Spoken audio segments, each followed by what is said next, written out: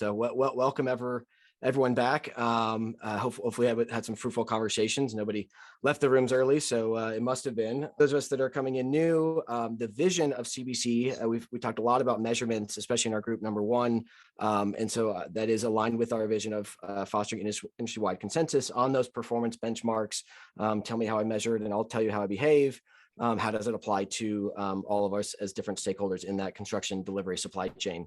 Again, thanks to all of our members and everyone here that participates and makes these valuable conversations. This is not possible without your help, and you can go online and learn more about different ways to get involved and all the different initiatives that we'll be talking a little bit about, but plenty more on the website to learn about. But diving into the first conversation that, again, Satyam was on mobile, so I'll do my best to give an overview of the conversation. Looking at the how might we statement, we looked at again the project startup and responding to adversarial contract clauses, especially related to BIM and reliability and some of those risk exposures. A lot about waterproofing, and looked at it in ways that will again make that business case to transform data handoff and the right of reliance between the delivery and those investment stakeholders, especially on the surety side. So that new project contracts are registered with the Universal Project ID and tagged by their common contract features.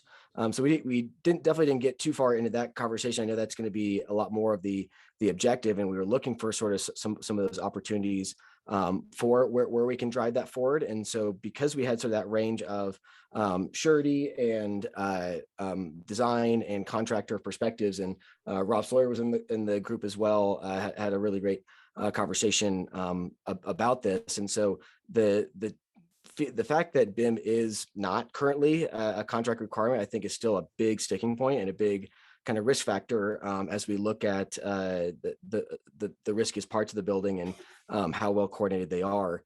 And so there were definitely some interesting lessons learned, and the focus was mostly around, is that root cause of it around a business driver or a business lack of incentive to move this stuff forward, or is it a contract policy that is either driven by the owner, or if you're on government contracts driven by some sort of a government agency. And so depending on which ones those are will change how you respond to them. And so, Jackson gave some really great points of some of the challenges as a trade contractor, kind of moving your way up in this contractual battle, and how do you fight against these. And so I think half of this comes down to how do we measure the definition of clean handoffs, the definition of what we can and cannot rely on, and the definition of what's acceptable, and knowing that we have to do that within the constraints of the business world, and the fact that this is driven by ultimately money. But what's nice is having Michael's perspective and having the surety perspective is that they hold the money and they also hold the risk. So they have that real incentive to want to make sure things are right, and kind of figuring out where is that level of we trust you with contractors versus there's more of an incentive to prove it. So it's interesting to see where we got in that discussion, and talk about. All I know is I need to be a waterproofing consultant, apparently, because they make big bucks and are very, very much needed. That was my biggest takeaway. Upcoming events, I know a lot of us here will be in Austin, January 11th to the 13th for the MEP Innovation Conference. That will be a good show, and even if you're not a member of either NECA or SMACNA or MCAA, do talk to us. There are a few tickets left, and we can try and sneak in there. I think somebody told me if they sold out, but I do believe there's still a few tickets left. There should be plenty of tickets for World of Concrete. We can put a little thumbs up or raise your hand if you're going to be going to that one. I know a lot of folks will be out in Vegas for that. And then looking into February, I don't think Chad Pierce is on this call, but I'm sure his ears are burning. He's a big proponent of VUCA, volatile, uncertain, complex, and ambiguity. But that'll be the topic for the CURT conference that is 6th through the 8th of February. And then later in that week, I know Sid Shah will be out in California for the Western Winter Workshop, but hopefully he's the only one, because everyone else here should be in Denver for the AEC Integration Summit, which I was mentioning a little bit earlier. Again, we did this end of February last year. It was very unseasonably cold. Hopefully it will not be quite as cold this next year, but it's still super easy to get to, and a really nice experience of about 100 folks of, again, very cross mix of different industry perspectives, similar to what we saw on this call, but even more time to really dig into those different workflow exchanges around the RFP response, the setting up of the work package at onto the project, which we talked about today, the location tagging and other ball and court conversations. Again, one we had today. So we'll be going even deeper into those conversations, coming out with some clear insights and hopefully some pilot projects and more case studies to follow that first CDX listed certification that we put out this year. So moving along to our second breakout, thank you, Kelly, for leading the change management conversation on ball and court, and interested to see what you guys learned in the conversation around finding that common language between BIM, VDC, and the IT perspectives to articulate project level data exchange requirements in ways that identify the CDE platform, Common Data Exchange, that the capabilities and governance around it, so essentially that gear that requires, or that is required to create those change events. Again, looking at some of that language from event modeling, but looking at it again between stakeholder systems, so that the assignment of ball and court in one system triggers a series of exchange events based on those predefined rules. Again, a lot of that stuff that we were seeing within the event modeling. So without further ado, Kelly, if you're still here. I am still here. Take it away. All right. So as usual, our if-then statements or how might we statements end up as a goal, someplace we'd like to hit in the future, and then very quickly get down into the weeds, and we realize, gosh, there's a whole lot of ground to cover before we go from here to there. Event modeling was an excellent tool to get the conversation going, though, because it really helped us understand that there's probably a different way to break this down that's a little easier for folks to understand, and make it so we can be technology agnostic. We don't have to worry about, well, can this system do that? What systems are we talking about? And break it down to the individual events that make up a workflow. So that, Nathan, that there's an idea that came out, we need to do that, right? So whether that is part of the next roundtable, whether that's part of something we do in February, there's a need, there's a desire from folks in my group. What that led to was, well, how do we get there, right? Who's going to help set up this framework? Who's responsible for this framework? As usual, there was pretty vigorous discussion about who might it be. Well, it's really the general contractor's job. Well, no, it's not, because then the architect can't get involved. Yeah, but then you can't do all that we're talking about here unless we go IPD. So as usual, we ended up back talking about contract.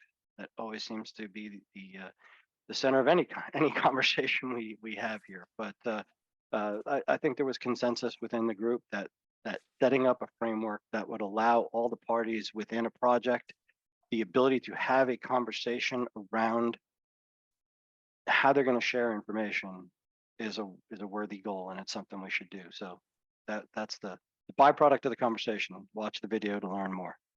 Awesome. Thank you, Kelly. And thank you, Sean, for bringing about the event modeling concept. I've been passing around, and it's not super familiar with folks, but man, it is spot on with what we're trying to do. So awesome to get that validation and even more structure to the framework that we're putting together. But moving along, so we did do a new survey this year with the help of Brick and Mortar Ventures and NAWIC and YOPS around understanding why we are having so much retention loss, especially within our technology talent within construction, but just construction as a whole. My hypothesis is that it's very much culture related, and that and a lot of the findings, I think, as you go in and look at this and click on the link, I'm sure Jill will put it in there if she hasn't already, to download the detailed reports. One of the graphs that I thought was most interesting, because again, a lot of this comes down to the feeling of inclusion and belonging, and psychological safety has been a lot of the terms we've been talking about, especially within the mental health discussions throughout the last couple of years. And what this graph on the left shows is essentially, that feeling of, do I feel included or not? Or how important is that the inclusion to leaving? And you see where the men category falls very much in the negative category of it doesn't really impact them. They don't face that inclusion issue, not surprisingly, but I think it just to have data that shows that disparity, that shows that unconscious bias, helps us to better have these conversations and normalize and move things forward. So really excited to be sharing more of these findings, kind of getting out on the trail and realizing that we really only got about 300 or so, a little less responses. So we want to get a lot more and open this back up next year, but working through ways to do that. So more to come on that. So moving on into supply chain and packaging work and breakout 3, Jeff Sample led this discussion. I can only imagine with the folks who are in that room how things went. Hopefully, Jeff, you still have your voice, but how might we again look at WBS and advanced work packaging, all the lean terminology of last planner and TAC planning to in ways that identify the common pieces of data that have to be unified across, again, not just BIM, but all different sorts. And we'll do that so that the software can enable that seamless translation between those software stakeholder specific terminology and the project exchange requirements. All right, that was a mouthful. Why don't you, Jeffrey, if you're still here, take her away and let us know what you guys talked about.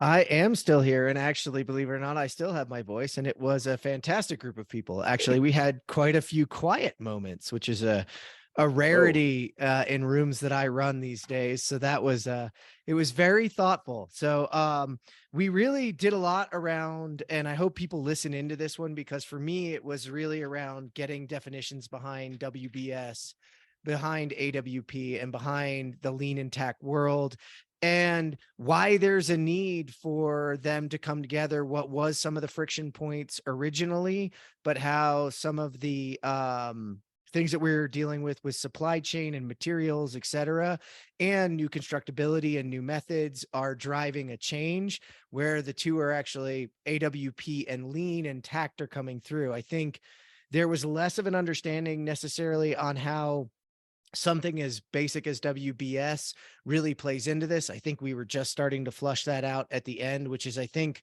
and then bringing in, the software side of things with Eras and Genda and others that are working on measuring work getting put in place and going beyond just the work package to really the deliverable, the site, the trade, the person, and translating that from beginning to end.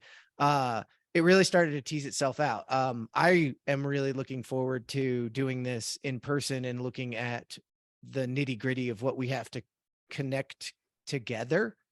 There was also, for once, a flush that BIM wasn't required in the beginning for this. And I love it when BIM's not required necessarily. So from that perspective, I think we have the right people in the room, and we need more conversation around it, because it is about understanding throughput, understanding the new world that we're in. Hopefully I did a good job of doing that and recapping it for everybody. And one thing I've learned is just in all those discussions is that it's okay sometimes if the measurement is quote fake, as long as it's logical and it makes sense for it is what it is. And a lot of that earned value reporting and things like that, it's the more you get into the finance world, you realize a lot of that is just kind of fuzzy math too. And so as long as the fuzzy math, it makes logical sense and we understand why, I think we can really move forward on some of those sticking points where we've gotten stuck before of, how do you translate the way steel breaks it down versus the way mechanical versus the way a drywall framer would. Yeah. And I think the other thing that we did cover there, and thanks to Lori for kind of bringing this up, is AWP has really been always looked at as industrial and EPC. And it's thanks to people like Rez and others that were there, starting to move its way into other areas.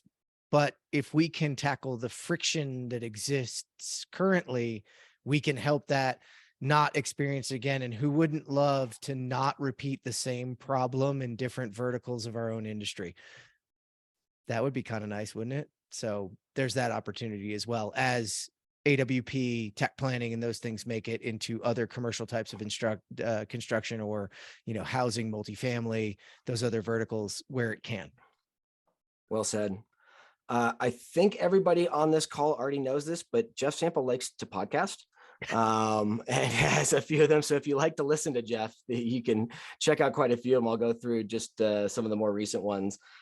Jordan Lauer is a great guy, had good conversations as well, and checked out that podcast within Disjointed. So if you haven't listened to Disjointed, there's some great new stuff. And actually, Jeff, while I have you, tell me a little about the Damien conversation. I haven't listened to that one yet. Yeah, this is going to be an interesting one. One of the things we're trying to do at Disjointed is look at the way the industry is changing and look at the new roles that are being created, especially as general contractors roles change. And Damian Hamlin is a design manager for McCarthy. It became something we were interested at Join around. And that's my job, is to go out and learn about it, not pretend I know what the heck it is I'm doing. And went out and talked to Damian. And if you guys haven't listened, not only does he provide a lot, he is an incredible human. So take a listen. It's worth it. Awesome. And that is Disjointed. Next up, again, Jeff Sample, leading Contact Crew. So quite a few great ones recently. Again, if James Benham, no stranger to the podcast, came back in his first time as a guest, surprisingly. But I know that was a fun conversation. Jeff and I talked to Charlie Dunn. Again, we talked a lot about what we're going to be doing at the MEP Innovation Conference, and really bringing that lean and kind of tact mindset to construction technologists, because I think when you put those two together, it's rocket fuel for sure. Satyam as well is a recent conversation, and one that didn't even make it on there was Alice Loong. I saw just posted recently. So a ton of great content coming out of Content Crew. Make sure to follow that podcast.